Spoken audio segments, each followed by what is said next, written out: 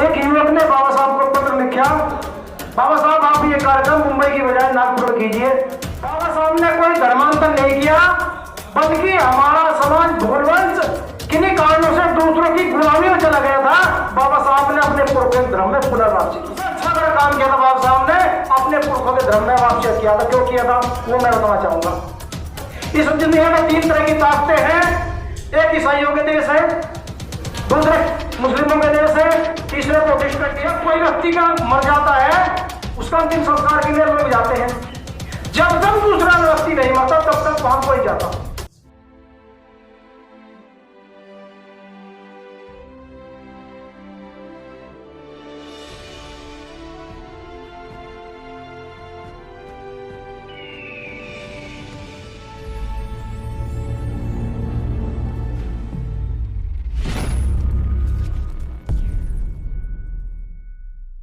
सबसे पहले हमारे समस्त बहुजन महापुरुषों तथा भगवान बुद्ध, संत कबीर साहब, संत रविदास जी, ज्योतिबा फुले, पेरियार, बाबा साहब डॉक्टर कांचीराम साहब को नमन।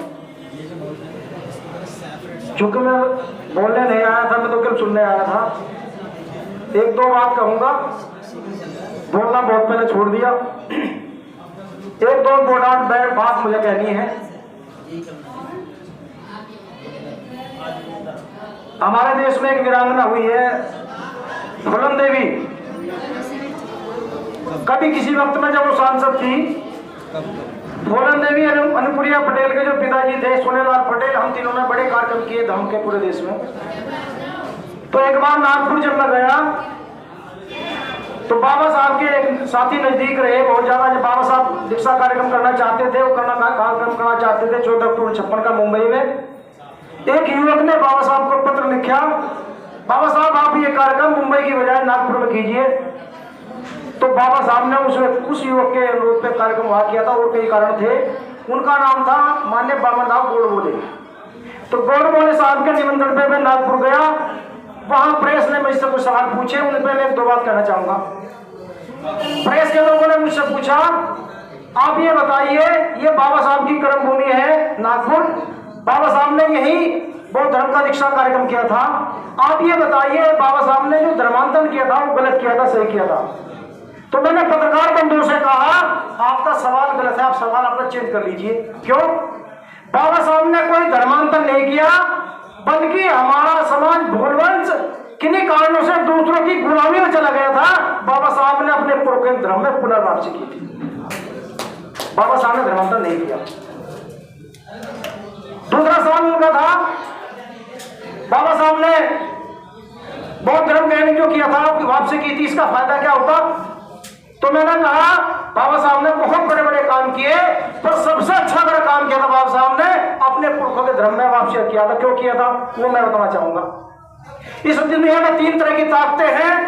एक ईसाइयों के देश है, दूसरे मुस्लिमों के देश है, तीसरे प्रोटेस्टेंट के। तीसरे नंबर पे हिंदू देश तो नेपाल था, आज वो भी नहीं है, भारत भी नहीं है। ये तंत्रनिरपेक्ष है। अगर पूरे वर्ल्ड में ईसाइयों का कहीं शोषण होता है, भारत में ईसाई कम है, भारत में उनका शोषण होता है, तो पूरे वर्ल्ड के ईसाई अंतर्राष्ट्रीय मंच पर आवाज उठाते हैं। और भारत में जितने इंग्लिश मीडियम स्कूल है, Saint Francis, Saint Joseph, Saint Thomas Mary, वो मुसलमानों की, ईसाइयों के। अगर मुसलमानों का शोषण होता है तो वो मुसलमान अंतर्राष्ट्रीय मंच पर आवाज उठाते हैं। परंतु अगर हमारे अनुसूचित जाति के लोगों का शोषण होता है, कोई आवाज उठाता नहीं। तो बाबा साहब की एक बड़ी सोच थी, मैं अपने समाज को अंतर्राष्ट्रीय मंच पर जोड़ के देश के ताकतवर देश है दुनिया के, जो टेक्नोलॉजी संपन्न देश है। लेकिन हम कहा नहीं पाए, हम क्या उलझे हैं? हम उलझे हैं, एक महापुरुष को पकड़ कर बैठे हैं। कोई सतगुरु रविदास महाराज की बात करता है, भगवान बुद्ध की आलोचना करता है। कोई कबीर साहब की बात करता है, भगवान बुद्ध की आलोचना करता है। कोई बाबा साहब भगवान बुद्ध की बात करता है और रविदास जी की आलोचना करता है। जबकि सारे बहुजन महापुरुषों ने लगातार उसी में सत्ता काम किया। एक और बात मैं कह अपनी बात खत्म करना चाहूंगा, ज्यादा टाइम नहीं होगा, केवल एक बात। मैं अभी हरियाणा बुलाया गया, तमाम वहां बड़े बड़े विद्वान बैठे थे। मैंने कहा, भाई कहाँ कार्यक्रम किया है? तो रविदास गुरुद्वारे में कार्यक्रम था। उन्होंने कहा, जी ये तो रविदास गुरुद्वारा रविदास मंदिर है। मैंने कहा, मुझे तो दिखाई दे रहा। मैं अपनी अनुभूति के आधार बताता हूँ। मैं धर्म का काम कर रहा हूँ, धर्म की साधना करता हूँ, साधना करा रहा हूँ। थाईलैंड के राष्ट्रपति ने बुलाया था साधना के लिए, लुम्बिनी कर या साधना करा के आया हूँ, अभी जयपुर करा के आया हूँ, अभी गुजरात जाना है, भी यहाँ चल रहा है, साधना कर रहा हूँ, साधना करा रहा हूँ, अभी रविदास जयंती में बनारस जा रहा हूँ। तो अपने अनुभूति का आधार पर मैं बता रहा हूँ, मैंने बताया मैं अपनी अनुभूति का आधार बताता हूँ। ये तो रविदास मंदिर नहीं है, ये तो मुझे लगता है कुछ गलत जगह आप कमेटी रखी है। क्यों?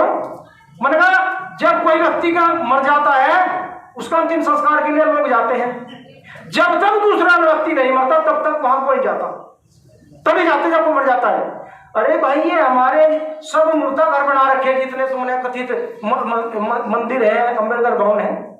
भगवान बुद्ध की शुद्ध साधना, सांसों की साधना, विपसना, जो रविदास जी ने भी कहा सांसों की कर सुमरन का जपा का जाप, आप क्यों नहीं चला रहे हैं? तो मैं ये बात कहते हुए बात समाप्त करना चाहूंगा, जितने भारत में बुद्ध विहार है, जितने भारत में रविदास मंदिर है, जितने अम्बेडकर भवन में, उनमें भगवान बुद्ध की, रविदास जी की, कबीर साहब की शुद्ध सांसों की साधना चलनी चाहिए, तब हमारा धर्म फूले फलेगा। नहीं तो केवल बैठ लिखने से या चिल्लाने से कुछ होने वाला नहीं है। इसी के साथ अपनी बात करने की इजाजत चाहता हूँ। जय भीम, जय भारत, नमो बुद्धाय।